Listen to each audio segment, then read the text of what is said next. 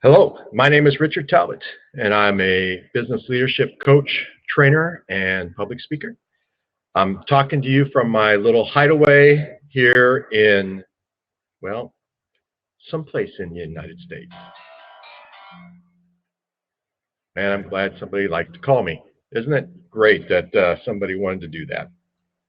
Right when I start. Figures. I'm welcome, and I'm glad you're here for my blab. It is an honor to be with you and talking with you, and I look forward to this time together. The reason we are going to be getting together on a regular basis is to talk about not only leadership, but how we as individuals can expand ourselves and grow ourselves and become more than who we are. So, based on that, let's go ahead and kind of start a little bit, and let me say a little bit about who I am and what I do. So, I am certified by the John Maxwell team. They're based out of Florida. My background is in public speaking. I've worked with nonprofits, regular businesses, individuals.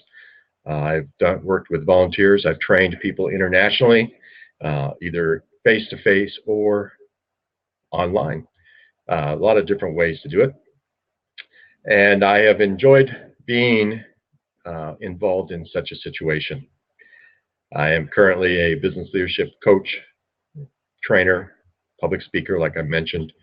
I work with individuals who want to not only get their business life in order, but also to get their personal life, to grow themselves, to develop themselves, and to move beyond where they are and who they are. So that's what it's about. So when we talk about blowing our top today, what we're really talking about is moving beyond who we are and where we are and going beyond that into something more. Doing something a little bit more exciting, pushing ourselves, and learning what it means to be beyond what we think we can do. Glad to have you with us today.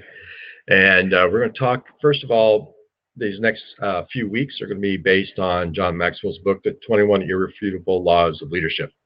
One of the things you might want to know about me is that I'm not a coffee addict. I can give it up anytime I want to. I just never want to. So you'll be seeing me drinking coffee and we'll just have some talk. My hope is that as we go along, I share some information with you that you will jump on and have a conversation with me. Let's talk about how it applies to yourself directly, individually, maybe how it applies to your work, to your church, to whatever you do as a volunteer, and that together, with everybody who is watching in and watches these replays, that you'll be able to learn and grow and impact. Basically, one of the things I want to mention as I drink my first sip of coffee today, well, really not today, it's more like during this time. One of the things I'd really like to talk about, first of all, when it talks about blowing your lid, when we talk about that, is to talk about how one's leadership ability determines our own individual level of effectiveness. There was an old book printed, I'm going to say back in the 60s and 70s, and I know what you're thinking. I don't look that old. And believe me, I really am, but I know I don't look it. I don't look a day over 80, 75 at least. But there's a book printed years ago called The Peter Principle. And the idea behind that book is that everyone is elevated or, promoted to their level of incompetence. Think about that for a second. We've all, if you're in business or you work for somebody in reality, whether it's a regular business, a nonprofit, a church, a government, whatever, you'll find that people are eventually promoted to their level of incompetence and then are just stuck right there. One philosopher from France put it this way: if this principle is true, and he happened to believe it was, and I do too, then For example, if everybody in bureaucracy, whether it's any government or any type of business, is demoted one level, then everything should work a lot smoother. I don't know about you, but I've been at places where I felt like I was promoted to my level of incompetence, where I felt like I just could not go anywhere else. I just felt like I had no more influence. I had no more ability to interact with others, to increase others' effectiveness or anything along that line. And that's not a great place to be. But you know what? We all have that time where we will reach our level of incompetence. So when we realize we've reached that or we're getting very close to it, we have two options to make. One, we can accept our fate, move along, tread water, and not really push ourselves or anybody else around us. Survive, not thrive. Coast along instead of drive along. You know, when you're in a car and it's going downhill, you can coast it and it can go quite a ways. Depending on the size of the hill, it can go for miles. However, eventually, when you coast, you will slow down and get slower and slower and slower until you eventually stop. So we can't accept that fate that I'm at the highest I will ever be. I am the best that I will ever be. I am the most effective that I will ever be. I have the best marriage that I will ever have. I have the best family relationships that I will ever have. That I will have nothing more than what I have. We can accept that. You can live that way, if you want to call it living. You can survive that way. However, if there's something more that you want out of life, then instead of just surviving and accepting, you can blow your top. I'm not talking about in the sense of getting angry and just exploding all over people that care about you or your coworkers or people that you're around. I'm not talking about that type of an anger explosion. What I'm really talking about is raising your level of being effective, becoming more than you are, maybe more than you thought you could be. It's scary. It's hard. But it's sure much more better than being caught in a place where you are, well, incompetent. And so that's what the law of the lid or the blowing your top is all about. The idea of moving your level of effectiveness up so you can keep growing, you can keep going, you can drive instead of coast, you can live instead of survive, and you can move on. There's a quote I'd like to read to you. I'd like to think that I'm pretty original, but you know, in honesty, as I was told in college, plagiarism is when you quote someone and you don't give them credit. Research is where you find out where they quoted them and you go there. So I'd like to consider this research. This is what it means to check around. And this quote is from John Maxwell, of course, since I have been affiliated with him and work with him, and I consider him a mentor in a lot of ways. Leadership ability is the lid that determines the level of effectiveness. The lower your level is, the lower is your level of effectiveness is, the lower is your level of potential. Conversely, the higher your ability to lead, the higher is your lid on your potential. In other words, you can only go and bring people as far as you are. If you're not working any harder on things, then you can't go any farther. If you're not learning daily, then you can't go any farther. If your ability to lead, which is, frankly, leadership is nothing more than influencing others, impacting others' lives. If you can't do anything more than that at a certain level, you're not going to go any farther. I want you to think of an instance and visualize in your mind for a second 2 cans of pop or soda, depending on which part of the country or the world that you're in. This is afternoon here on the East Coast time, and again, I'm in my private lair, hidden away someplace. I won't tell you exactly where, but there's a bunch of Tar Heels running around, so you can decide what that is. But imagine in your mind for a second that you're holding 2 identical cans, whether it's Pepsi, Coke, a beer, whatever. You're holding 2 identical pop cans in your hands.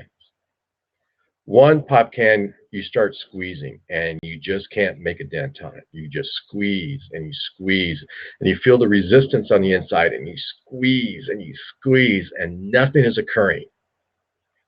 The other pop can, you squeeze and it just crushes in your hand so easily. What do you think the difference is between the pop can that you can crush and the one that you can't even hardly make a dent in? Well, you look at those pop cans and you kind of tip them towards you and you look at them both and you realize the one that you squeeze and that you can't hardly make a dent in it is completely solid at the top. The tab hasn't been popped. It's silver. That's the color here in the States anyway. It's silver and you can't pop it. You can't drink from it. In fact, it's totally self-contained. The other one, though, as you look at it, has been popped. The tab has been used and there's now a hole in it and you look inside and it's completely empty.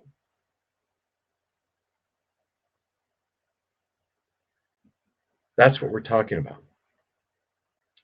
If you don't pop that top, if you don't use the tab at the top of that pop can or soda can or beer can or whatever you're imagining in your mind, and you can't pop that and release what's inside, then it is what it is. It's not going to change. It's not going to move. Now, somebody would say, well, if I get a big enough hammer or I take some vice grips and squeeze it really hard, I can break it and it'll spill out all over. Yes, you can. It will spill out all over and do nothing except make a mess. However, when you pop your top, when you blow your top, when you use that tab and open up your mind and open up your heart and open up your life to experience new things and to learn and to grow, then that's what the can's for. I have a hot mug here. As you can see, it's a John Maxwell mug. And it's, a travel mug, self-contained. It's got a lid on it, as you can see here. Blue, it's insulated. You hear it? It is what it is. However, if I close the top and try to take a drink, nothing happens. See, I've actually got it tipped pretty far. And outside of some small leakage around the top, there's really nothing coming out. It's keeping my coffee warm. It's keeping whatever is inside warm and available for use. However, when I open it, let's see if I can do it loud enough. There we go. However, when I open it, then I can actually take a drink from it. And it's when we open ourselves up, then that's what we can then deal with and do. So I hope this is a time of interaction. I hope this is a time that you can talk, and we want to be able to share our information. I'm glad Chris has called in. How you doing, sir? Hey, Richard.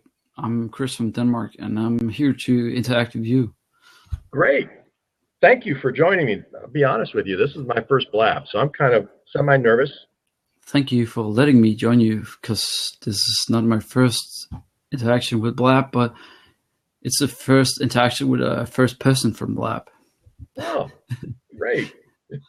And you're in Denmark, you said? Yeah. I'm a Denmarkian. Oh, yeah. Denmarkian. I've not heard that before. So, what is it that you do, Chris? I'm not doing so much right now, but I'm here to provide you with feedback if you want any feedback. Sure. Can you hear me okay? Can you see me? I can hear you very well. It's very crisp and clear. It's very good. Your audio is very good. Great. I'm glad to hear that. So my goal is to talk about how we can push ourselves and grow and learn, break our levels of leadership effectiveness, and move beyond what we think we can and cannot do in life. Yeah, cool. So that's what I'm trying to do, and just experiencing and learning. So well, I don't know anything about that, but it's a very cool topic, because I think yeah. So what is it that you do? That's besides that. Okay, the best thing that I can explain what I'm doing is I'm analyzing people, and I'm trying to understand what people are. Are they monkeys, or are they something more evolved, in something like that? Do you have a operating thesis that you're basing everything on? No, I'm just working out of Darwin and behavioral stuff. Okay. Like from Yale open courses. It's like if you go there, you can learn a lot about humans and their emotions, and I love that. But it's not all about that. It's also about the expressive and the creativeness. And I feel you seem very attractive right now. I am attracted to you, so you tell me. Well, I'm one of those that believes that humans are a unique species. We have the ability to be creative, obviously, like you mentioned. We have the ability to be self-aware. Yeah. We have the ability to learn. A lot of species have that ability. I mean, my daughter is a dog trainer. I mean, so they have a sense of ability to learn.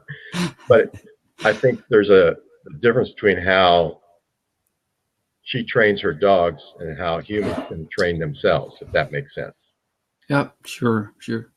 I think there's an element of intentionality, premeditation that can go into it. I think a lot of people don't do that.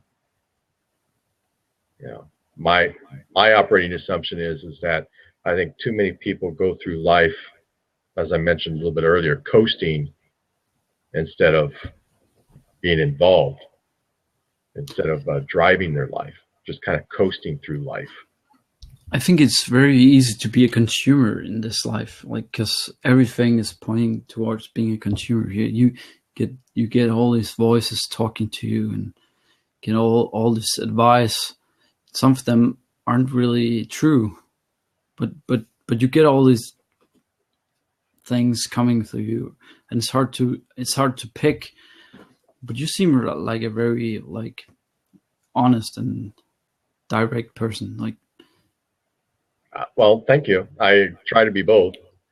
I've been accused of not being subtle at times. So if I say or ask a question that you feel like is a little bit out of line or you're not comfortable with, go ahead and call me on that. That's how I learn and grow. But yeah, I think we can become consumers. And because of that, we can become very passive.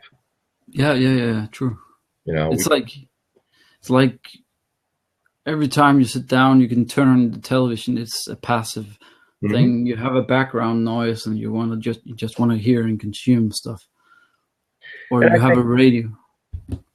I look at people, and one of the things I've had to learn is the ability to sit in a quiet room and be quiet, not have the TV Nice. on, not have music on, not have white noise on or anything like that, but to actually sit there and listen to silence. And I am a person of faith, and so to me, there's stories in the Bible. Like I said, I'm a Christian, I'm a person of faith, that we may look for the loud voice and for the yell from God, or if you want to call it from nature or from karma or whatever. But I think most of the time it comes in that still, soft voice. Yeah. That means you have to shut things down and listen. I think you're really right about that, because every time somebody wants to shout something, it's out of their own ego. It's not of a mutual like care or something like that. It's like, I want to be heard. I want to be heard. I want to be heard. Not like, I'm going to teach you something. I'm going to teach you something. But I feel like you want to teach something to people here. Well, thanks. I appreciate that. I'll be honest. I do want to be heard. That's why I'm on Blab. Let's be honest there. And I do want to teach. Yeah.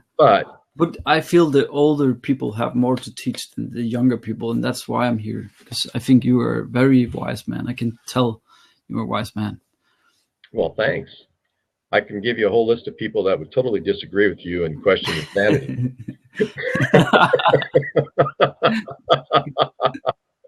It's probably true. Thank you. But yeah, that was one of the things. Obviously, I'm recording this for playback for people. I have coworkers and colleagues and friends and family that want to see it down the road.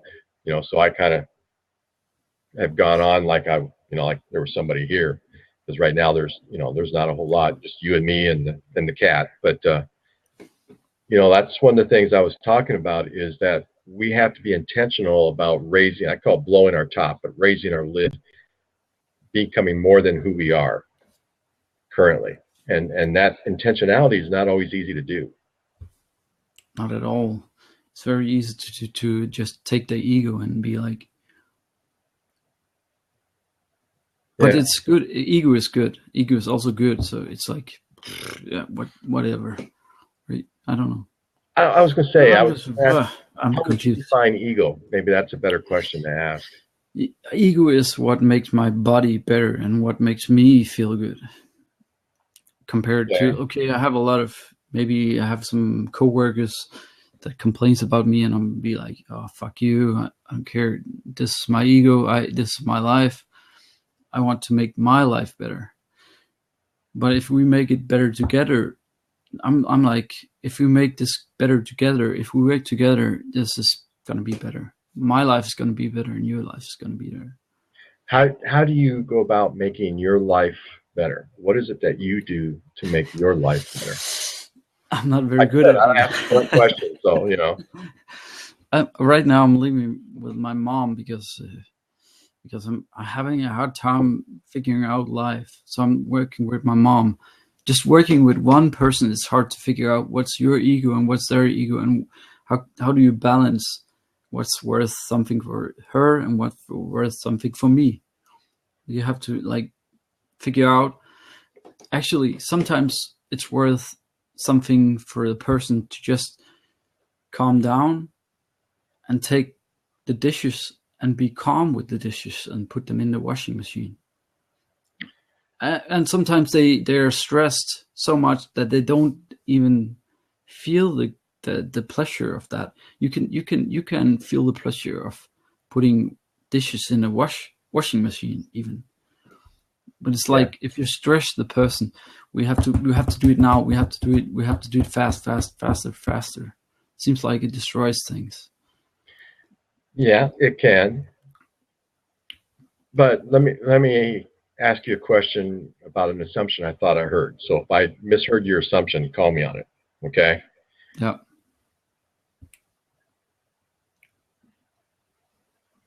why can't an ego not be focused on some, or let me rephrase it. I'm trying to figure out a good way to word it, to ask the question, make sure I make myself clear. And to me, an ego is not always self-focused. It should always, to me, a healthy ego should be focused on how I can help you.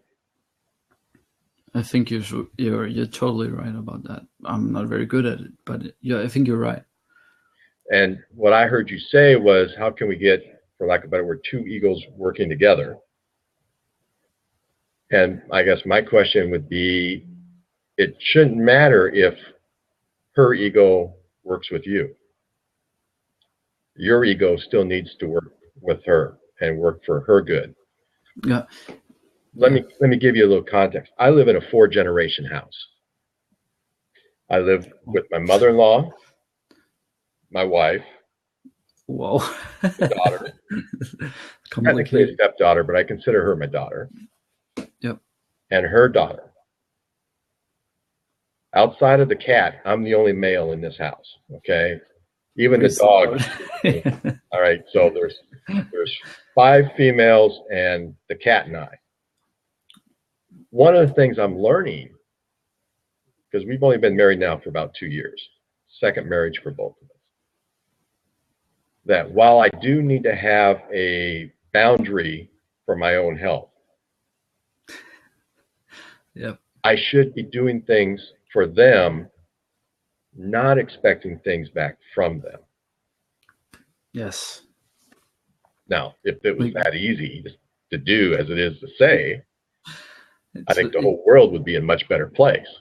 But if you try to do it, it feels very good. It feels like I did this. Oh yes, and you don't even have to get approval of it. It's just like if you do it, it's like yes, I did this. It's very good. And if you then start thinking, I don't even need to get something back. I just love doing it. Then it's very good. And to me, that's a healthy ego. And it's even more healthy if you can find ways to do it without them really knowing what you're doing. You know, the idea of, putting the dishes away in the dishwasher. It's such a simple thing, and sometimes you don't have time for it. But if you do it. Yeah, but if you don't,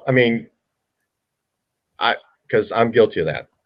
When you said dishwasher, my mind immediately went to, oh yeah, I leave dishes in the sink, and then one of them has to put the dishes from the sink into the dishwasher,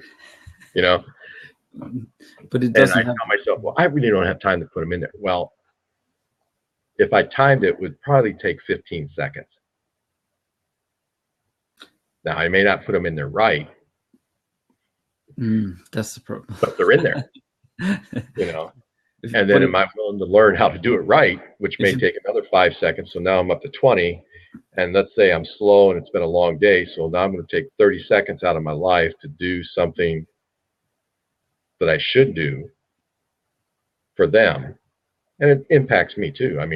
Clean dishes are nice to eat from. Let's be honest. I'd rather eat off of a clean dish than not.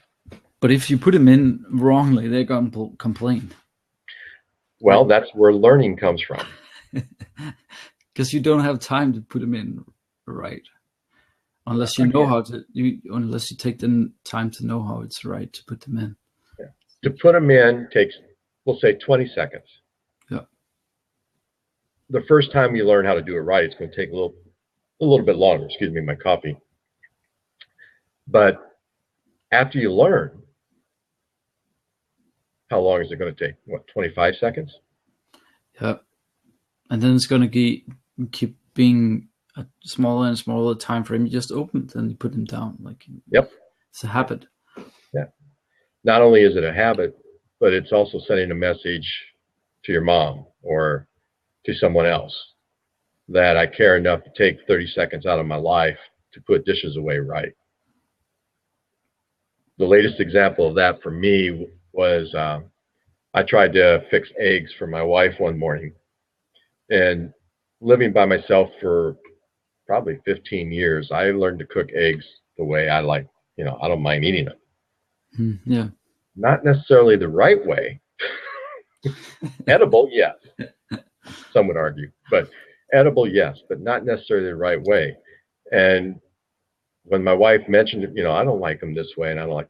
My first reaction was, hey, I wasn't doing it to be, Julia Child or some fancy chef. I was doing it because I loved you. But then there's that element of, if I'm really doing it because I love her, then wouldn't I want to do it the right way? If I Yeah. really, if it's important to me to get along with my mother, wouldn't I put the dishes away the right way? But it's no fun if you get along all the time, right? I don't Well, know. yeah, sometimes you got to have that interaction, but Mm, make that interaction over something fun instead of something that, as you and I both agreed to, would take yeah, 30 seconds, 25 seconds out of your life. Let true. that interaction be, going for a walk. And I've always wanted to go to Denmark and to Europe. I haven't been there. I've been to Asia and Australia and obviously in North America, but to go walking and have a Just walk. conversation about what's going on. If you walk with your family, you get a lot of experiences. You get something to talk about. It's amazing. Just like 10 minutes, half an hour, an hour. You take your family. Let's go walk downtown just to see the offers in the shops or something like that. You get like something to talk about. You experience something together, and that's amazing. Yeah. It's amazing what such a simple thing can do for your family. Like, And like you said, how often do we not then do that stuff because we just get stuck in our own rut? yeah, we have always have this. I need to do this. I need to do that, and I need to do this. Yep. But we don't have the time to take like just a little break, separate everything. Now I have time for my family, and now we're gonna do this. Yep. I agree totally. And that means we have to be intentional. We have to be focused. We have to be willing to do all that stuff. And if we're not intentional and we're not focused and we're not willing, it's not going to happen. Nope. It's not going to happen at all. Especially if the man in the house is not willing, because that's how it's like the star of the house. Like everything points to the man in the house. Yeah. Now, be careful. You're speaking heresy, and I don't want to get you in trouble or anything, but I agree with you in that sense. There's a saying in the States. I don't know if it's if you have in Denmark, but if the wife's happy, your life is happy. Type Yeah. of saying. I But think in reality, it's a universal truth. yeah. I don't know. But in reality, who sets the tone? In a lot of ways, I do. Even though I have 4 generations of women plus the dog in the house. Oh my god, the dog can be a problem, can it? Yeah, she can be. Do you have an outhouse for a dog? I send her outside a lot. Sometimes I go with her just to go with her. But it's our responsibility. I'm not saying ours as men, but it's ours as being intentional human beings to set that tone. Doesn't mean we always do it well, we always do it right, but it is our purpose in life is to set that tone with people that are around us. That's what leadership. A definition of leadership that I subscribe to is leadership is nothing more than influencing people. Nothing more, nothing less. Just influencing people. It could be one person. It could be a house of 5. It could be at your business. It could be at your, wherever you volunteer, your nonprofit, your church, wherever you're at. If you are influencing somebody, you are a leader. Yep. So then the question then becomes, what type of influencer, what type of leader are you? What's the tone that you're setting? What is it that you're trying to accomplish? And if we're not intentional about certain things, there's a principle out there that, let's say you can measure leadership on a scale of 1 to 10, just as an example. 1's the lowest level and 10 is way up here. And let's say you're at a 5, that you influence people at a 5 level. Well, the people that your influence will never get above 4, because how can you take them to a level that you've not been at? You can't take them to a 6 or 7 and stay at a 5. You can't take them even to a 5 because you're still exploring what that is. True. And so if we're going to be positive influencers and positive leaders in our home, in our business, wherever we're at, then we have to be intentional of taking our level of 5 and moving it up to a 6 or to a 7. And at the same time, being intentional on reaching those that we're influencing to move them up from the 4 to the 5 and help them as well. And that includes family. And,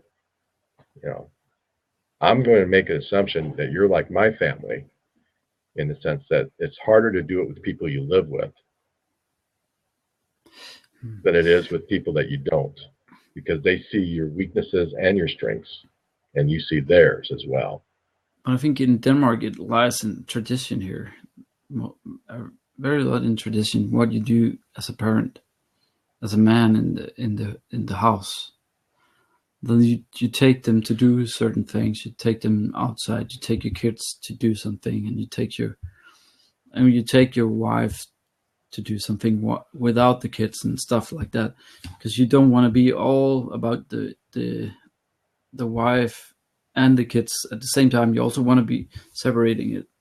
It's very complicated, but just do it. It's a tradition. No, something you should do. I think it's healthy.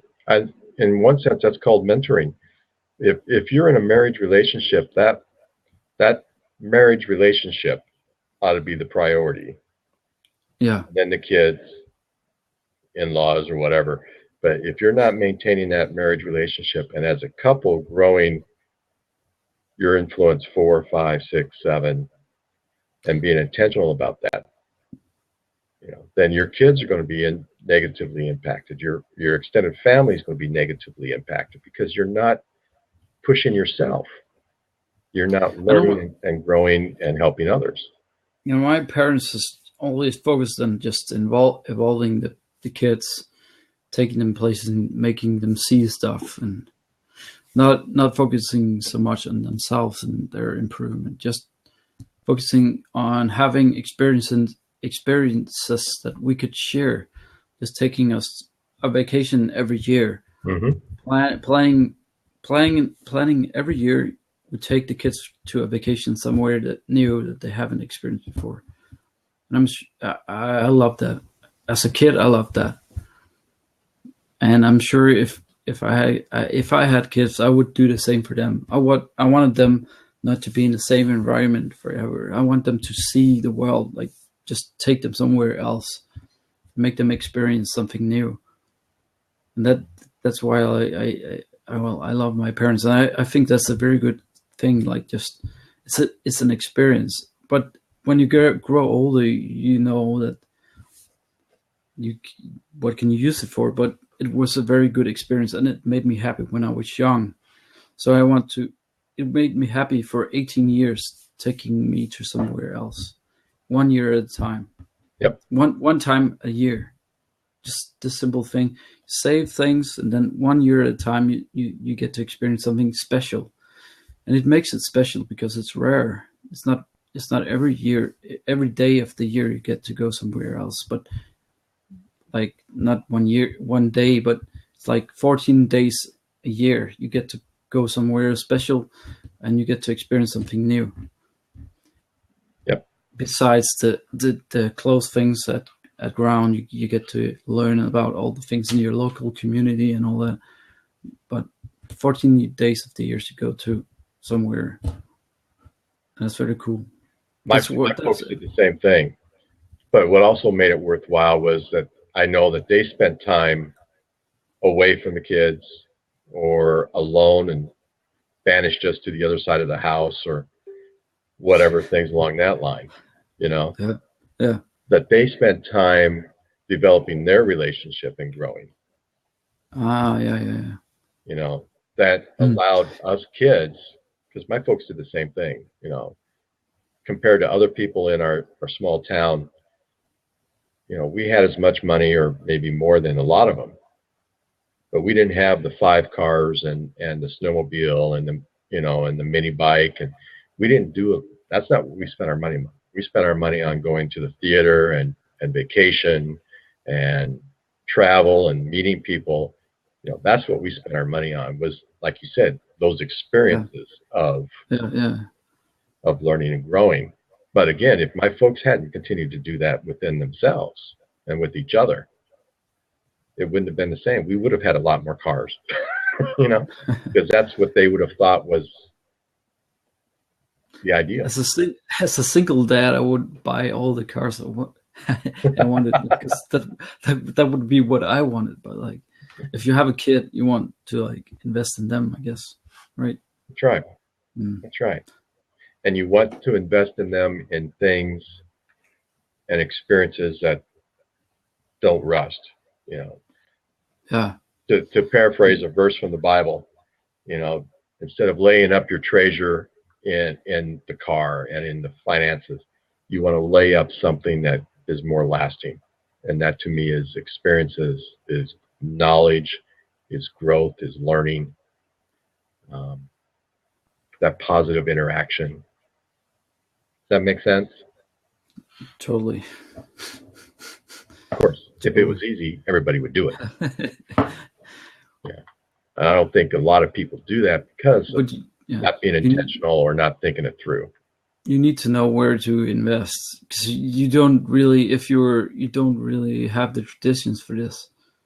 Where are you going to go to get this? You don't know where to go if you don't have the tradition. If your parents didn't do this to you, how are you going to know how to do this to your kids? Give this to your kids, not do this. Give this. It's a very good experience. It is. And that's a good question. How would you, and I would take it even a step further than just with parents and kids and experiences, but I think innately within each one of us, and again, going back to your original statement, I think that self-awareness makes us humans different than, our dog, our cat, even a chimpanzee maybe. I think there's a self-awareness that makes us different. And that goes again back to being able to sit quietly and be self-aware and look at yourself. You may not have been, and you, not you directly, but a person may not have been raised to look at experiences as valuable. They were raised to look at the right car, the right house, the right job as what's valuable. But I think deep down inside, everyone, if they really wanted to stop and think about it, would know that there's more to life than just that. Yeah, and I think it happens kind of automatically to some people, but some people it doesn't really happen. It sucks. Well, I would say it happens, but then they have to make a choice. They have to decide, are they going to follow through with that thought? Can they really make this choice? I'm not sure. See, I think they feel like they can't. They may feel like they can't. And that goes back to your question of how do you learn then to do it? That's really the question I'm hearing you ask on that is, I may not have been, being hypothetical here, I may not have been raised to, with my kids to experience, as a kid, to experience things. Yeah. I was raised to always measure the family love by what I have hanging in the closet or what's in the driveway or, how much cash I can spend, that type of thing. And yet deep down inside, I know there's got to be more. So then the question becomes, how do I learn what that is? And how do I learn to do that? That's my firm belief. I think people can understand that there's more. The hard part for them is, now what? Yeah, now what? Yeah. It becomes too easy to coast, fall back to what you're used to. It's like a bad habit. It's hard to break a habit, whether it's good or bad, but especially if it's a bad one, because it's meeting some innate need within us. And sometimes to break that habit, we have to face what that need is, and we may And not want to. I think the most important thing is to move. Just move, especially if you have kids. Just make them move all the time, because that makes the time go slower and they learn a lot of stuff. Mm. When I was a kid, nothing ever stand still. Everything was moving. I don't know if it's that like that for every kid. I guess it is. Maybe they just see more. I don't know. But I felt like everything was never standing still. We're always going somewhere. We're always seeing stuff. We're always learning new stuff. Maybe that's just a kid's thought, and that's how it is. And it lies in tradition, and it keeps repeating every community everywhere. Like I think there's some truth in it. I think for a kid, there's something to be said about the eyes of a child and how they view the world. You know, I look at the granddaughter that lives with me. Every day to her is an adventure. We've been in this house for 2 years. I want smaller kids. Yeah, she's been in the house for 2 years. She knows the house like the back of her hand. She knows the yard. She knows the outside. But every time, it's an adventure. We have a fire pit in the backyard. We're hoping to light tonight. It won't be the first time. However, I'll guarantee you, sometime this evening, she's going to go, wow, I love fires. And she's going to treat it like it's something she'd never experienced before. Yep.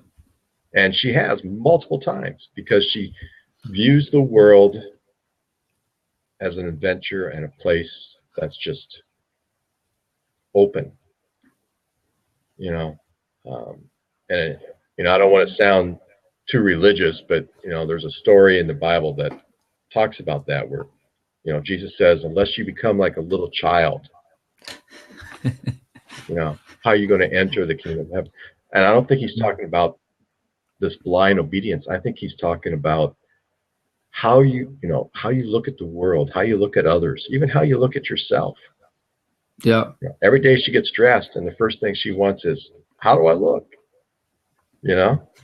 It could be the same clothes she wore last week and the week before and the week before, but every time she puts it on, it's, here I am.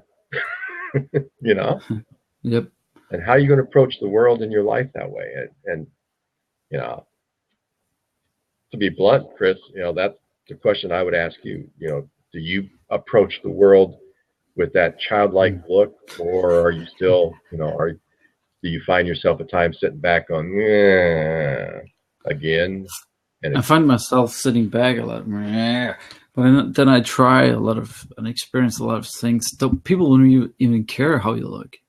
If you dress up like a princess, or like that guy who's called from the Kardashians, he's like he puts on a fucking wig and nobody cares. Nobody really cares how you look, but when you engage people and talk, and no matter what you say, people just listen. I don't know why.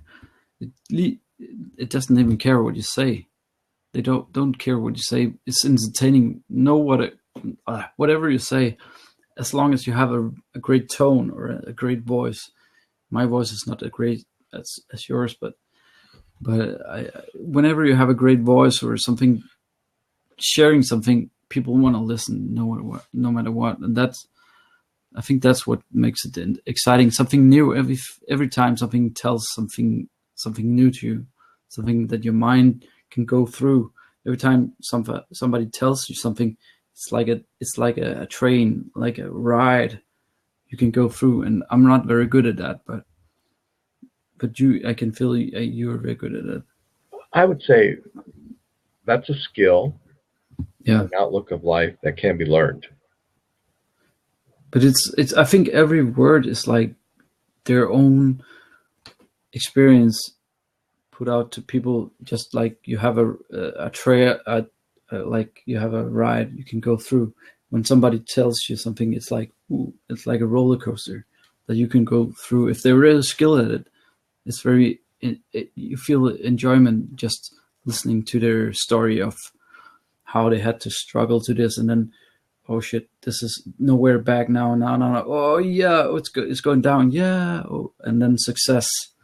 That's yeah. that it's all about the story and everything that's like success, the goal, and then how you got there.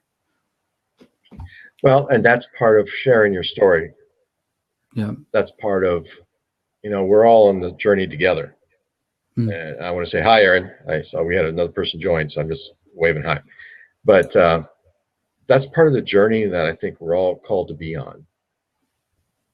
Is, I get a little nervous on roller coasters, but life's a lot better on a roller coaster than it is sitting at a park bench, not going anywhere. Yep.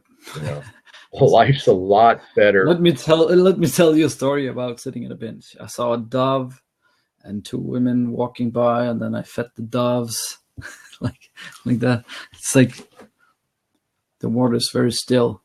It's not very exciting. Yep.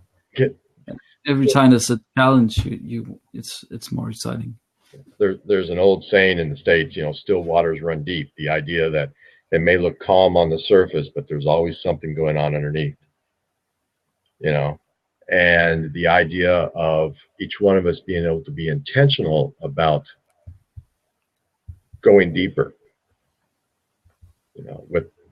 with influencing others. Again, like I said, I believe that leadership is nothing more than just influencing others, no matter where you're at. The influence is that people look at you, and when they look at you, they are going to copy you and they're going to follow you. So you have to take them somewhere. That's right. On a good ride. And again, you can't take them anywhere you haven't been. Nope. Unless you're going on a dare ride, and then you have to protect. Then you have to be hands up, go away. Yeah. Well, there's that literal journey that you could go on together, but there's that life journey that, if you want to take them to a level of peace, of knowledge, of learning, of experiencing, there's a part of you that has to already have been there. Yep. Because that's how you can show them where to go. Yep. And it's safe. You can't force them. You can't, drive them there. You can walk beside them and encourage them. That's why I call myself a coach and not a counselor or a consultant, because a coach basically says, Chris, you know your stuff. Let me help you remember what you know. And then let me help you apply what you know you need to apply. That to me is the difference between a coach and a consultant, or a coach and a counselor. In your heart, in your mind that you need to go someplace. You need to go deeper. You need to experience something new. So let's talk about, what's in there and what you need to work on. And let me help you uncover that and then apply that. Does that make sense? Yeah. Good. Because I'm only on my 10th cup of coffee, so it doesn't mean I'm still, still coherent yet.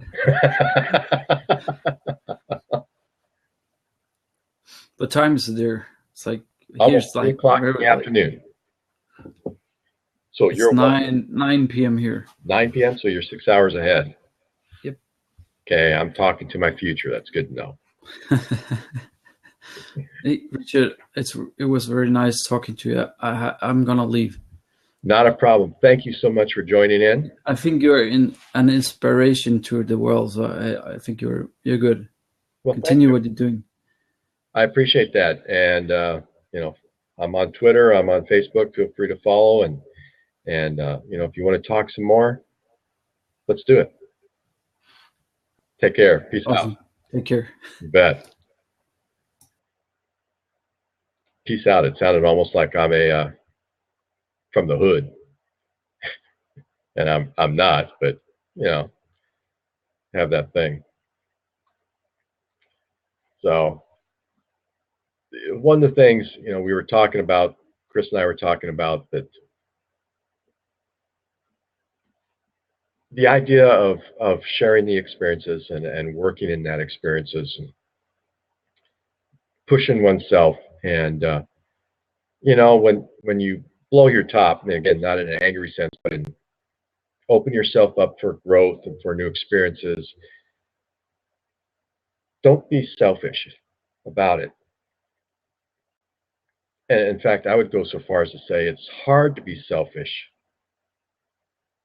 when you're truly looking at expanding yourself and growing yourself and influencing others in a healthy way. Now, do we all know of historical examples and people even maybe today, or people in our lives who are not in all that healthy situations, who still influence people, who are still considered leaders? Yeah, we all know people like that. I'm not going to get into politics and religious history and all that, even though I worked on the master's on religious history. I love history overall. I'm not going to get into that, or even current day politics, but to me, a healthy leader, someone that you want to be like, that you want to watch, not necessarily be like as in be identical, but to follow and observe in a healthy way. I think a healthy person along that line does a few things. Number one, they play to their strengths. And along that line, then, two, is they encourage whoever they're influencing to play to their strengths, not to their base fears, not to their base desires, not to anything like that, but to actually play to the strengths that they have within them. They encourage people to invest in themselves. I think unhealthy leaders are people or who are unhealthy and influencing others. There's an element of wanting to maintain, at that lowest common denominator. And I would say to you that if you desire to be healthy, if you desire to be a leader that makes a positive impact, not only in your family and like I said, in your business and in your nonprofit or your church, synagogue, wherever you work at or wherever you invest yourself in, if you desire to be a healthy leader, then you're going to want to raise the competency level. You want to raise the leadership level. You want to raise the people around you up instead of keeping them down so that you can stick up. Does that make sense? Too many people in the world are satisfied just being, like I mentioned earlier, just coasting. And yes, you can coast down a road and you can, go a long ways, but eventually that vehicle is going to slow down and slow down and slow down and stop. And then that's where you end. That's where you're, according to the book, The Peter Principle, that's where your level of incompetency is. But someone who wants to drive their life, who wants to be significant in the world and in the family that they're a part of, and in the friendships that they're a part of, and in the workplace, and in the environments that they're in, no matter what they are, doesn't want to just coast. They want to drive. They want to thrive. They don't want to survive. They want to move forward. And I hope as we spend time together over the next few weeks, because I plan on doing this on a regular basis, I will give homework assignments. Whether you do them or not is obviously up to you. I'm not going to call each one of you up and, Chris, thanks for joining, but I'm not going to call you, in 5 days and say, hey, did you do this? Or send you a text and say, hey, have you done this? But I want you to think about something. I want you to do a couple things. I want you to, number one, do something beyond yourself. Like Chris and I were talking, he was talking about, the difficulty of sometimes doing the simplest tasks in a family, like putting away dishes or doing the laundry or making the bed, fixing a meal for the family. That could be a little bit more complicated, but the simplest tasks sometimes become the hardest thing to do. Even if it only takes 20 seconds, we tell ourselves we just don't have time. I've done that. Still do that at times. Don't put the dish away. Then if I don't put it away right, then what? Well, you know what? Take that first step and do something beyond yourself for someone else. You know, I'll call out Chris and Aaron, both of you, real quick. Do something for someone else without expecting anything. Anything. And that includes a thank you or a smile or even an acknowledgement. Do something beyond yourself every day this week. Just one thing. Be intentional about it. If you're going to do it with somebody that you live with or that you love, that you're in a relationship with, someone that you're around on a regular basis, like a coworker, a colleague, a partner, something along that line, if you were to think about it just for a moment, I would bet you could come up with something to do every single day for them that would be helpful to them, that they may or may not even acknowledge or recognize or see or know about. Do it anyway. It's hard. If it was easy, everybody would do it. But do something beyond yourself. And the second thing I would ask you to do is when you sit down and you be still, turn off the background noise, turn off the TV, turn off the music, turn off the white noise. Just be still. Slow down. Make a 1 or 2 or 3 item stop doing list. Think about that. Stop doing list. I challenge you to do that. It doesn't have to be a long list. In fact, I don't even want you to make it hard.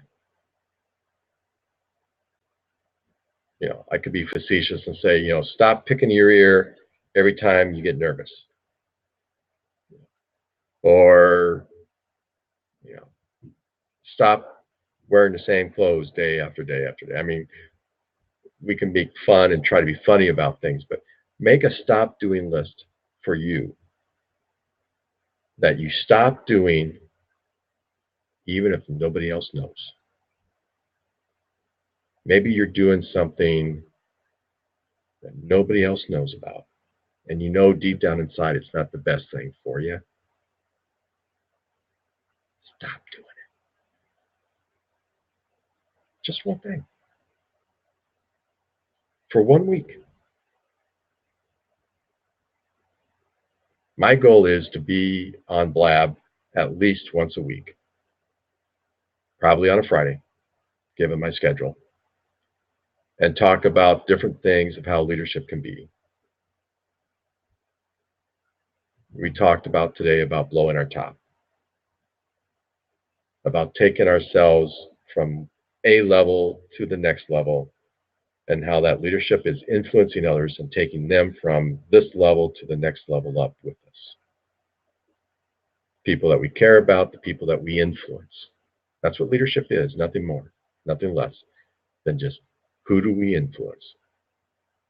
And you know what? Each one of us influences somebody. We do.